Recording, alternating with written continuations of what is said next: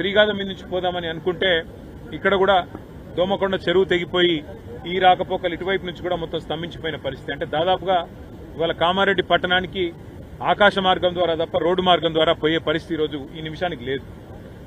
అంత ఉధృతంగా ఒకవైపు పలంచవాగు, మరొకవైపు కుడలివాగు, ఇంకోవైపు మానేరు, మొత్తంగా చాలా పెద్ద ఎత్తున ఈ వరదల విపత్తు ఇవాళ రాష్ట్రానికి వచ్చింది. ఇంకా రాబోయే 4 రోజుల పాటు వర్షాలు విస్తారంగా కురుస్తాయని చెప్పి కూడా వాతావరణ శాఖ చెప్తా ఉంది. రాష్ట్ర ప్రభుత్వానికి మరి ఇంత జరుగుతుంటే, ప్రజలు ఇంత అవస్థల్లో ఉంటే, రాష్ట్ర ప్రభుత్వం ముఖ్యంగా గౌరవ ముఖ్యమంత్రి గారు మాత్రం నిన్ననేమో మూసీ నది సుందరీకరణ మీద వారు రివ్యూ చేసినట్టుగా చూసినాం. ఇవాళనేమో రాష్ట్రానికి ఒలింపిక్స్ ఎట్లా తేవాలని చెప్పి రివ్యూ చేస్తున్నట్టుగా ఇప్పుడే నేను టీవీలో చూసిన.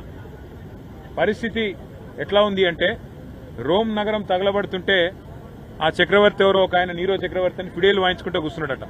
అట్లా రాష్ట్రం వరదల్లో ఉంటే మూసీ సుందరీకరణ ముఖ్యమా, లేకపోతే రాష్ట్రానికి ఒలింపిక్స్ అనే డిస్కషన్ ముఖ్యమా, లేకపోతే ప్రస్తుతం పంట నష్టం ఎంత జరిగింది, ఆస్తి నష్టం ఎంత జరిగింది, ప్రాణ నష్టం ఎంత జరిగింది, ఎంతమంది విపత్తుల్లో ఉన్నారు, ఇది చూసుడు ముఖ్యమా? గతంలో టీఆర్ఎస్ ప్రభుత్వం ఉన్నప్పుడు, కేసీఆర్ గారు ముఖ్యమంత్రిగా ఉన్నప్పుడు సామాన్యులను కూడా మేము ఆనాడు ఇరుక్కొని పోతే మంచిర్యాల జిల్లాలో గాని, భూపాలపల్లి జిల్లాలో గాని వెంటనే హెలికాప్టర్లు పంపి మరి సామాన్యుల ప్రాణాలు కాపాడడం జరిగింది. ఇవాళ మన హెలికాప్టర్లు, మన రాష్ట్రానికి సంబంధించిన హెలికాప్టర్లు బీహార్లో తిరుగుతున్నాయి, కాంగ్రెస్ పార్టీ ఎన్నికల ప్రచారంలో తిరుగుతున్నాయి, ఇంకెక్కడెక్కడో తిరుగుతున్నాయి తప్ప సామాన్యులకు మాత్రం అందుబాటులో లేదు. ఖమ్మంలో వరదలు వస్తే అక్కడ కొంతమంది లేడీస్ అర్థనాదాలు చేసినా పట్టించుకున్నవాడు లేడు. ఇదివరకు ఖమ్మంలో కూడా హెలికాప్టర్ పంపలేదు, 3 మంత్రులున్నా. ఈరోజు ఇక్కడ కూడా చివరికి ఇప్పుడు ఎన్డీఆర్ఎఫ్ హెలికాప్టర్ వచ్చి, నేవీ హెలికాప్టర్ వచ్చి నర్మాలలో చిక్కుకున్న మా వాళ్ళు 5గురిని ఇక్కడ బచాయించిన పరిస్థితి. దురదృష్టం, అందులో ఒక సోదరుడు నాగయ్య అని కొట్టుకొని పోయినాడు.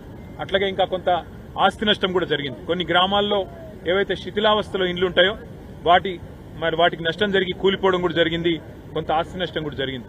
కొంత ప్రాణ నష్టం, కొంత పంట నష్టం, కొంత ఆస్తి నష్టం, ఇవన్నీ జరిగినాయి. కాబట్టి రాష్ట్ర ప్రభుత్వం వెంటనే మేల్కొని, మరి ఇదివరకు మేల్కొని ఉండి కొద్దిగా అప్రమత్తంగా ఉంటే ఇంత అవస్థ కాకపోతుండే. కానీ ఎవరు పట్టించుకోలేదు, ముందస్తు ప్రణాళిక లేదు. ఇప్పటికైనా మేల్కొని వెంటనే పంట నష్టం ఎక్కడెక్కడైతే జరిగిందో ఎకరానికి ఒక 25,000 రూపాయలు పరిహారం ఇవ్వాలి. ప్రాణ నష్టం ఎక్కడైతే జరిగిందో ఇవాళ మరి నాగయ్య గారు ఇంకా కొట్టుకొని పోయినారు, 12 గంటలు దాటిపోయింది, ఇంతవరకు ఆచూకీ లేదు. దొరికితే ఒకవేళ ప్రాణాలతో దొరికితే సంతోషం. కానీ ఇంకెక్కడైనా ప్రాణ నష్టం జరిగితే కూడా, మెదక్లో కూడా ప్రాణ నష్టం జరిగిందని వింటున్నాం. ఒక్కొక్క కుటుంబానికి 25 లక్షల రూపాయల చొప్పున నష్టపరిహారం ఇవ్వాలి. ఒక్కొక్క ఎకరానికి 25,000 రూపాయల చొప్పున నష్టపరిహారం ఇవ్వాలి. కూలిపోయిన ఇండ్లకు కూడా వెంటనే వాటి స్థానంలో ఇందిరమ్మ ఇండ్లు మంజూరు చేయాలని చెప్పి కూడా డిమాండ్ చేస్తూ మా పార్టీ తరఫున కూడా మా కార్యకర్తలు, నాయకులు ఎక్కడికక్కడ, ముఖ్యంగా కామారెడ్డి పట్టణంలో గంప గోవర్ధన్ గారు తిరుగుతూ ఉన్నారు, ఎల్లారెడ్డిలో నల్లమడుగు సురేందర్ గారు తిరుగుతూ ఉన్నారు.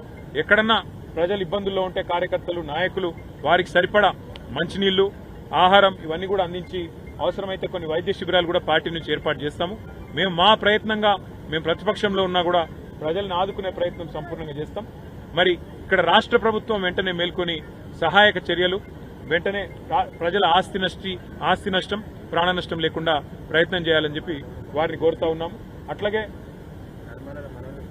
నర్మాలలో కూడా మా పార్టీ నాయకులు ఇక్కడే ఉండి సహాయక చర్యలు పర్యవేక్షించి ఆ కుటుంబాల్లో ధైర్యం నింపినందుకు వారితో నేను కూడా నిన్న మాట్లాడినాను, వాళ్ళు చిక్కొని పోయిన వాళ్ళందరితో కూడా. కానీ మరి ఈరోజు ఉదయం హెలికాప్టర్ వచ్చి వారు స్పందించి కాపాడినారు, చాలా సంతోషం.